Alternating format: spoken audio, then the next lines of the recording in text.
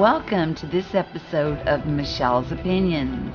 Today we're going to talk about con artists, the traits on how to spot them, and how to avoid them.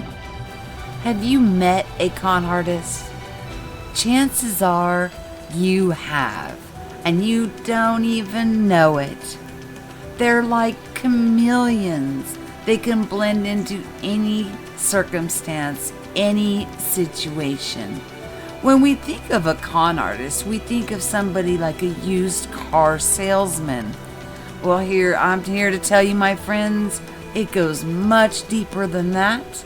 On my little hiatus, I actually met a con artist, and I'm going to talk about what I learned from observing this person and that I was actually a mark. How did I know that I was a mark?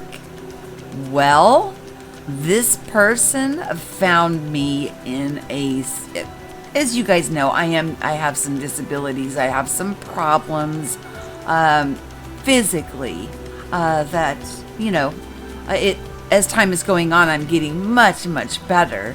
But anyways, by using my infirmities and my ailments, I was picked as a mark, and I was very well aware that I was a mark from this individual. Now, this individual was very slick. Now, we think about con artists, like I said, as a used car salesman, somebody that's trying to swindle you. Well, yes, they are trying to swindle you out of anything that they think will benefit them. They have no conscience whatsoever on what kind of harm or pain it may cause you. All you are to them is a target. And I happen to become a target. I was separated from my husband. I was in an area on this trip where I was sitting by myself, and they zeroed in on me, and I'm going to tell you the story of what happened. Then we're going to read some facts about what type of people do this, so we can get a better understanding, so we can use our discernment to understand and to stay away from becoming a target or having somebody take advantage of us in such a manner. Because realize, this is the one thing I realize that is for certain, they have no emotional investment in you one bit. You are a target, you are a mark. They want something from you, and they will go to any lengths to get it, and they do not care. They don't even look at you as a human being. So understand that it's not a personal thing to them. That's all you are, is a target. Here's how my story goes. As you guys know, I've been in a few car accidents. One when I was 15, and one when it was 1996, when I was hit by the drunk driver, where I got the back and the neck injury that I still suffer with today. Although you guys know I'm getting much, much better daily, I still do have some difficulties. So I was sitting there, and I caught the attention of a con artist. Now, what they do is they mark their subjects. I was probably being observed by this individual for probably a few days before they call it marking. I was probably marked already, and they were observing the target, myself, to see when the proper time to zoom in would be.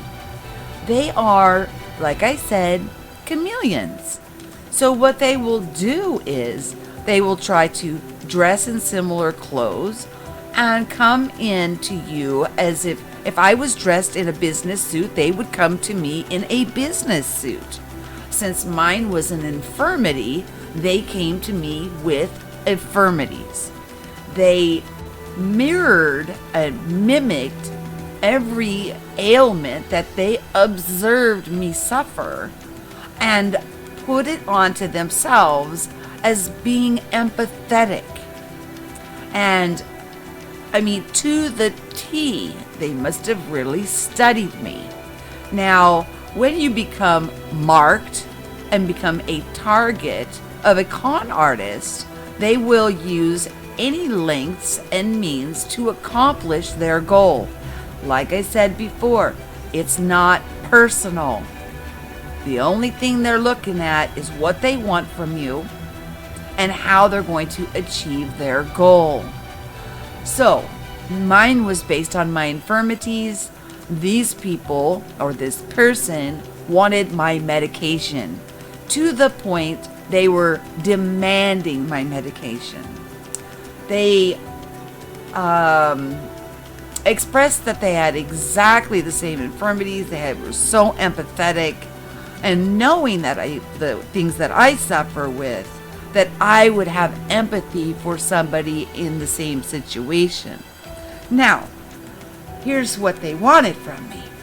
They wanted my medications, and they used every storyline in the book in order to get them from me. I did not hand over any of my medications. I, thank goodness, was quick-witted enough to spot them out for what they were trying to ask me for. Number one is illegal, and number two, there was an area to go to where they would contact your doctor if you had a spill of your medication or a loss of your medication or anything like that, where they are more than capable of taking care of you right there and then, even if we're in the middle of the ocean. That was my recommendation to this person, and they had a quick snap response to everything that I said. They are very sharp on what they're going to say, how they're going to present it, as if they studied my mannerisms, my kindness, and how I wouldn't want to see somebody in that same situation.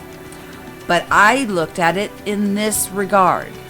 If it was myself, would I approach somebody else and ask them for their prescription medication? The answer is no. I would have went down to the infirmary. I would have contact my doctor and get it taken care of in that manner. So that was my response to them on the first attempt. Okay, so that was the first attempt. Now, over the next few days, there were several attempts, and the approaches had to be different because I was already starting to get suspicious on why you weren't getting your situation handled when it was more than accessible for everyone to get taken care of. So what then started happening is the individual would walk up to me carrying around an empty pack of cigarettes. So then they would come up and sit with me and open up their pack of cigarettes and say, "Oh, I'm out of cigarettes." Now, mind you, we're in the smoking area, and there was only a few smoking areas on this vessel. So the smokers all kind of got to know each other. We kind of befriended each other, and it was really nice. One of the things that a con artist will try to do is separate you or cause controversy between you and your friends because they don't want other people to say, "Oh, they did the same thing to me." So to keep their secret safe, they try to separate people. Didn't work though. When they said something about another lady that I met, that was completely untrue. I had spent already several hours, and we went to a few of the events on the vessel together. I knew her well enough that she didn't fit the profile that this con artist was portraying to me. Now, after the second time of coming up to me with an empty pack of cigarettes and getting cigarettes from me, I said, cigarettes cost me money too. And then that ended. The fourth attempt was in this little it was like a cigar area. It had like the, what do you call those, the humidor, where they with the cedar chests and everything, because of the gentlemen would smoke their cigars in there, and they actually sold cigars, so they have to keep it a certain temperature. But there was actually a little bar in there. It was really nice, and it was indoors, so you didn't have to be out in the wind and all of that. So anyways, the person came in and approached and sat down with myself and my husband and made a plea to my husband that this individual had every single affliction, was absolutely miserable, hadn't slept in 6 days because of their afflictions that are, the theme is mine, because they didn't bring their medications with them. They forgot them. Now, my husband is the absolute wrong person to ask, because he will be the first one to tell you, no, absolutely not, because we're in the process of cutting back, and I want to get off these things. I don't want to be telling my doctor I need more. I'm wanting to wean off of them. And my husband is completely against anybody, or with my empathetic heart, trying to help anybody out in that manner. He's like, no, that's an absolute no. It's against the law, number one. And number two, these medications do cost a lot of money, and whether they were going to use them for themselves or sell them or whatever their intentions were, or if they were just wanting to locate our room to be able to get into it later, whatever their means were, the answer was just flat out no with him.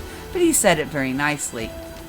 A little bit later on, what we found was, because now we're observing this person. So as we're observing this person, as they're going to the different areas, there's several bar areas. We had our soft drinks, and we would come in and sit down, and as soon as we would sit down, they would bring us up our soft drinks. My husband drank a cherry Coke, and I had a soda pop. So as soon as we would sit down, they would come up and serve us, even though they weren't alcoholic beverages, and we were on what they call a soda package. So it didn't make much money on us on that, because we bought the package and all the pop we can drink. But they served us nonetheless. But when she would walk in, I'm sorry, I wasn't going to give out the sex, but it was a female. When she would walk in, they wouldn't even acknowledge her. Well, come to find out what she was doing, there was other marks. I wasn't the only one. That's why I'm telling you, don't take it personally. They were going up to the bar, and they would say, I want to try this. But what they were doing was having the server come to the table, and then they would take a sip of a drink and say they don't like it. They are not going to pay for it. Bring them something else. Well, what's the bartender to do? They can't take the liquor back, so they would just leave it with them and then bring them another drink. Well, after this happened several times, they decided she needed to come up to the bar where he could give just a little smidge of it, and to the point where they stopped. It was order what you want and you're going to pay for it, or you get nothing. They were lucky to still get service, especially since, like I said, they sold cigars and they sold cigarettes in this one location. Well, while she was pointing the bartender in one direction, she reached over the counter and put cigarettes into her pocket. She did get caught. The only reason we found out about it is because he noticed that I was a target. I was marked. And he wanted to make sure that I had knowledge that this person was targeting me, and that they were well aware of it. They train for it. They observe it. They know what to look for. And he didn't want anything to happen to me over something as silly as some medications. So the one nice thing that I have to say is we don't carry cash. When you go on these type of trips, you get a card and it has your name, and then they would zap it. It shows your picture, so nobody else can use your card. And there's also safes in all the rooms, so you carry no cash on you at all. This one card does it all for you. And like I said, when they give you and issue you the card, they take your picture. So if they zap your card, your image shows up. If it's not you, you don't get the products. And there's, like I said, safes in all the rooms that you set the combination for. My medications were always safely stored in the safe. So whether somebody got into my room or not, they would have not been able to access the medications. Also, the stewards, they only have 18 to 20 rooms to watch over. They are constantly in the hallways, watching over and guarding our rooms. They know who belongs in which room and who does not, especially on an extended voyage as the type that we were on. He knew us very well and who was coming and going. They also know who's supposed to be on which floor. So it was an absolute eye-opening experience. And now I want to get into a little bit about the behavior patterns on this and why we shouldn't take these things personally, because these people do not look at you. It's not a personal attack against you in any shape or form. It is it's the way they do their business. It's the way they make their money. It is what they would consider their job. So let's look into some of the known facts and the mental capacity that they're running on when they're marking people and then setting up their targets in order to get what they're after. Now let's look into some known facts about a con artist. Okay, you might think you can spot a con artist because he's someone you would instinctively not trust. But the term con artist is short for confidence artists. They gain your confidence just long enough to get their hands on your money. They may be very charming and persuasive. A good con artist can even make you believe he is really an old friend you haven't seen in years. Con artists do share certain characteristics, however. Even the best con can only go so far, so long, before people start getting suspicious. For that reason, con artists tend to move frequently. They may have a job that allows for this, or they may claim to have such a job. Railroad worker, carnival worker, traveling salesman, they're all parts of cons artists play to cover up their consistent relocations. It would be impossible to catalog every con, because every con artists are very inventive, while many cons are simply variations on one that are hundreds of years old. New technologies and laws give con artists the opportunity to create original scams. Many cons tend to fall into a few general categories. However, street cons, business cons, internet cons, loan cons, and home improvement cons. So those are some of the things to look for when you could be talking face to face with a con artist. Now let's get into some personality traits that con artists seem to hold on to, so we can better get to know them and understand that it's not personal. Con artists, sociopaths, narcissists. These are some of the terms that we would mentally discern a con artist. Definitions of a con artist: a swindler who exploits the confidence of his victim. A person who defrauds or swindles others after first gaining their trust. A person adept at lying or glib or self-serving talk. It's important. All people are able to be a con artist to some extent in certain circumstances.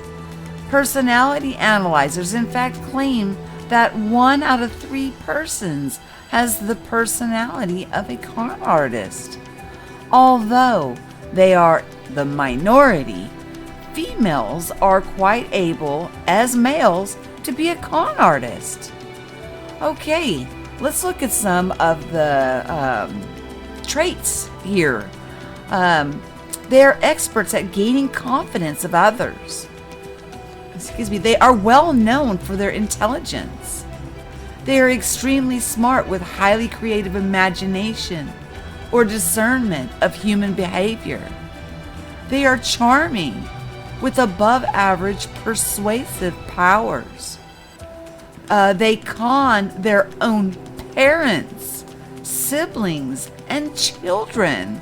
Although people may know the con artists in their own family, the nature, they hope that they may change, over time and get better, because they remember they're their loved ones. And these people, they lie. The love covers the truth and the lies. And when it's a family member, you want to just see with the rose-colored glasses. They're smooth operators, shrewd intimidators, manipulators, and actors, and par excellence. I mean, no matter what, they're going to one-up you. They're very quick, with their thinking and thought process. And yes, okay. They thrive on the knowledge that people tend to believe only what they want to believe.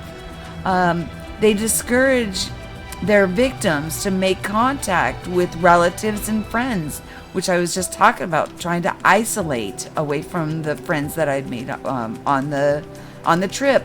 They tend to convince their victims that all relatives and friends hold the righteous and just in contempt. So they try to make you think the world is against you. They live in self-denial. Renouncement is their their forte, because they are inherently dishonest. They're not able to trust others. They justify their actions to so-called wrongs done to themselves by liars, cheaters, stalkers, and con artists. So they're judging others by themselves. So they say, it was done to me, I'm going to do it back to you.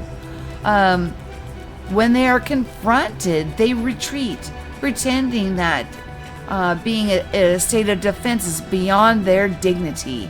They just won't answer the question. They won't dignify when you ask them something with a response. They blow you off. It's like, that's beneath me. I'm not going to even lower myself to try to answer that, because you just caught a con artist, by questioning them. They'd rather accuse their victim of neurosis, paranoia, or lacking sufficient vocabulary and or knowledge about mental disorders. And they'll say you have a mental disorder, or you're just being dramatic, or I'm trying to stay away from drama, or these are things to look at. And remember, statistics show 1 in 3 to some degree use con artist techniques. And I'm not saying that it's not necessarily, I'm not saying it's their fault. I think it's a way that we've been brought up, and it's something that we need to break. We need to start taking responsibility for our actions and loving one another, so we can have authentic trust with one another. Many con artists are sociopaths, okay? The word psychopath was once widely used, but now has been superseded by sociopath. Con artists may be trapped with a condition called Narcissistic Personality Disorder, NPD. People with NPD expose a persuasive pattern of grandiose, either in fantasy or actual behavior. They have an unsaturated need for admiration. So it's never satisfied. They're constantly needing approval and praise and respect. They lack empathy, believing that all people except themselves get exactly what they deserve in life and thereafter. If they believe in heaven, they believe that they will be one of the only few who will enjoy the privilege of admission. NPD is closely linked to self-centeredness, megalomania, superiority complex, egoism, vanity, selfishness, and obsessive compulsive personality disorder. Individuals with NPD are often ambitious and capable though their inability to tolerate criticism, along with their lack of empathy, makes it almost impossible to work, cohesively or cooperatively with others to accomplish success as a normal employee with honest work. Their tendencies to exploit others, their sense of entitlement, disregard for others, and constant need for attention adversely affect their relationships. I'm going to link this article so you can read the rest of it. It's very well written in the show more notes, so you will find it there, and along with the one that I just took some pieces off of for the section I just did prior to this one. So in conclusion, I do want to point out that you are looking at a waterfall, one of many that I have taken of backgrounds that I'm going to be sharing with you guys. And although this was a tough topic to tackle, I was actually marked and was a target of a con artist. And now as we've done some research, we find that, 1 in 3 persons is capable to some degree or another of being a con artist or manipulating one another. These are things that as we're overcoming and we're getting to know ourselves, that trust and unconditional love, unconditional forgiveness, and lifting one another up in true, authentic beauty, seeing the divine in each and every one of us, realizing how wonderful each of us are made, that we can change this place. But first, we do have to acknowledge that there is a problem. If we don't acknowledge that there's a problem, we will just keep going in circles and never come up with a solution. I am so glad that I'm back. I've missed you all so very much. I have so much to share with you, not only on topics, and I also need to work on some of those others on the sacred documents. We're on the Sumerians. I know I'm due for another episode on that, and also look forward to, I think either I'm going to do the multiple dimensions or string theory or multiple earths. It's kind of up in the air on which one I will do next. I'm enjoying doing those for you guys too. I'm happy that I'm back. I am going to do a presentation for you guys on the difference that I felt without being bombarded by all these frequencies that I noticed immediately when I got back to the States. So look for that to be coming soon, because it is an actual physical feeling that I could feel, and so can my husband.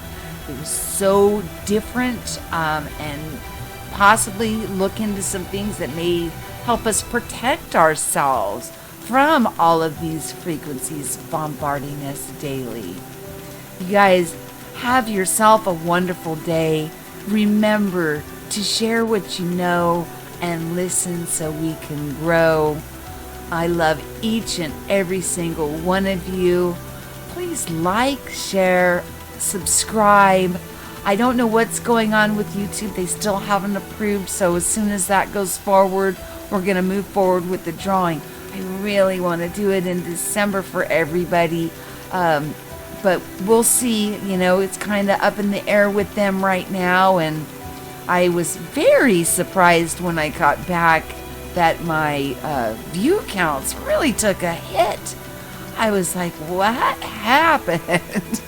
I had absolutely no internet access, and I came back and, you know, was overviewing what was going on with my channel, and bam! I will be getting, looking at everybody's comments and responding to everybody and getting all caught up. I love you guys. Have yourself a wonderful day. And oh, I've got an image of a waterfall that also meets in with a rainbow. I actually got a video clip I'm going to share with you guys on that. It's so beautiful. Oh my goodness. Oh, I've got so much to share with you. I'm so happy to be back here with you guys again, and have yourself a wonderful day. Peace.